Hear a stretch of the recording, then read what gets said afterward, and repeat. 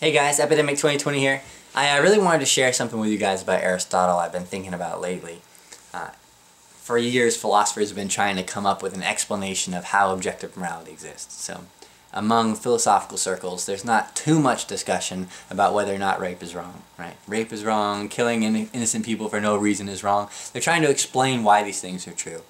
And Aristotle comes up with what looks like two totally separate accounts of morality. He comes up on one hand with a secular account of morality, which means God doesn't seem to be necessary for this one. And then on the other hand, he comes up with a religious account of morality, where it seems God is necessary to his moral philosophy. So if this is the first time you've read Aristotle, you might actually look at him as if he has two totally separate views of morality. Now Aristotle thinks they're actually one account, but they do come across looking as if it was two separate accounts. Now the things that Aristotle says in what appear to be his secular account of morality have stuck around. Right? He's given us some insight which later hedonists and utilitarians are going to borrow from his philosophy in order to kind of make it their own. So let's take a look at what he says in his secular account of morality, and then see why it is he comes up with this second account. The conclusion Aristotle's going to come up with is that the secular account of morality actually cannot stand independently of his religious account of morality. But it seems that people have only been taking his secular account of morality to heart and have kind of ignored the religious roots that he's kind of built up. So we'll see if they really are necessary to believe the religious stuff, or if we can have religious or secular morality stand on its own 2 feet. Alright, so in order to understand what in the world Aristotle's talking about in his account of morality, I like to think of it as the why game. And I call it the why game because it reminds me what a younger sibling would do if your younger sibling was incredibly annoying. Alright, so he essentially comes up any action that you do and asks you why you did it. So let's say, why do you go to school? Now if you answer, I go to school because I want an education, then he simply asks you, well, why do you want an education? You can say, oh, well, because I want a job. And then Aristotle says, well, why do you want a job? You say, okay, well, I want a job to make money. He says, well, why do you want money? You say, well, I want money to buy things.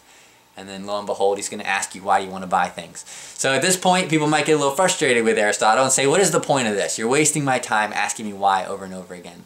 But Aristotle points out that this actually does tell us something interesting about you. Every time you answer the question why, you tell me what your values are. And each answer tells me what it is you value deeper and deeper. So let's make sense of this. If you say that the reason you go to school is to get an education, then that means that a school is just a tool to help you achieve your deeper value of getting an education. If education is just a tool to help you get a job, then your deeper value is getting a job. If you only want a job because it gives you money, then it's really money that you value the most. And the job is just a tool to help you get your deeper desire. Now, if you only want money to buy things, then it turns out buying things is what you value the deepest. So will we go on forever? Will we be able to ask why an infinite number of times? Aristotle thinks the answer is no, that this game will end once we figure out what your deepest desire is. Once we know what it is you value the deepest, the game is over. So Aristotle says the answer to what we value deepest is something called eudaimonia. Hedonists like Epicurus said the answer was pleasure. Mills says the answer is happiness. Let's just pretend happiness is the answer for a second and see what that looks like. If you want to know how to end the why game early and shut up your annoying younger siblings, just answer happiness. So you can say, why is it you want to go to school? You say, well, I think it'll make me happy. Say, why do you want a job? Well, I think it'll make me happy.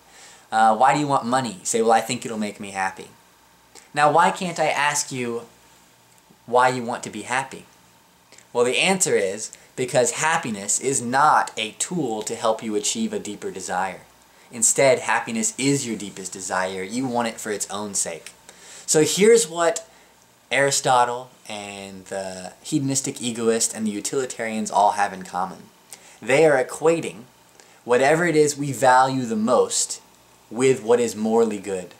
So they think that once we discover what our chief desire is, or our deepest desire is, we simultaneously discover what is morally good.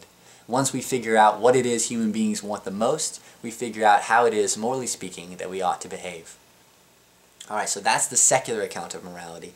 Now let's compare this with what I've been calling the religious account of morality. Alright, so as to Aristotle's religious conception of morality, it goes a little something like this. Aristotle observes that your hands have a function, right? The purpose of your hand is to grab things. Your heart has a function too, right? To pump blood. In fact, pretty much anything you can find here, take this tape measure, the purpose of a tape measure is to measure stuff, right? So pretty much everything you can look at has a purpose. Aristotle doesn't think that you are any different. He thinks human beings have a purpose, and he believes that purpose is to imitate God. He also believes that God is good. So that's pretty much the origin of a view called natural law theory, which is the most dominant religious morality, the most dominant moral view among Catholics. Right, so it essentially says that God is the standard of goodness, and since God designed us, figuring out our design helps us figure out something about morality. Alright, so what in the world does this have to do with that religious conception of morality? At a glance, it certainly looks like these are just two totally separate views of morality. And the secular view of morality is a bit more popular, right? Philosophies that came after Aristotle continued to use the why game, continued to use that secular thinking. Hedonism, hedonistic egoism, like Epicurus uses that game. So does the hedonistic utilitarianism of Bentham and John Stuart Mill. So if Aristotle is right in that the secular view of morality crumbles without the religious conception he offered, then that would be something really good to know, right? That would do some harm to views like hedonism and hedonistic utilitarianism. So let's see what Aristotle's on about, if he actually has a point or not. To make his case, I think we can appeal to something called utility monsters. That's a very famous thought experiment where we just imagine some creatures which are the vilest of malefactors, right? They are nasty, brutish, and despicable in every way. So think of the nastiest of the nasty race of creatures. You can think of them as maybe a host of demons, or perhaps just as an alien race that evolved entirely differently than we did.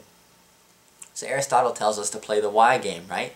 And the purpose of the why game is to figure out what it is we value the deepest. So what if we play the why game with these utility monsters?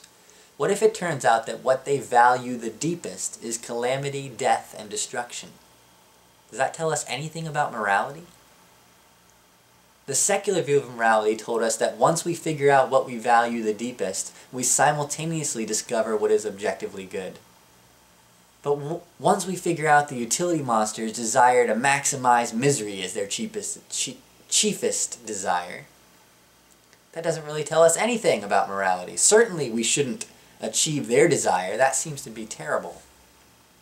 After all, the whole purpose of this discussion of morality was to try and account for why it is that causing unnecessary misery is a bad thing, and to figure out why causing happiness is a good thing. So it's very odd to think of, to realize that figuring out what it is you want the most doesn't tell you anything about morality. It seems like figuring out what you desire the most only tells you about morality if it just so happens to be that what you desire the most corresponds with what is good. If your utility monster, describing what it is you value the most, aka misery, suffering, and death, tells you nothing about how you ought to behave. In fact, you ought to go against what they desire. So the reason Aristotle sees a link between his morality, his religious account of morality, and his secular account of morality, is that the only reason looking at what we desire tells us anything about morality is because God is good and designed us to imitate Him. In the absence of a reason to think that our desires are correlated or correspond to what is moral, we have no reason to think that figuring out what we desire tells us anything at all about what is morally good. So let me know what you think about Aristotle's findings, and as always, test everything, hold on to the good.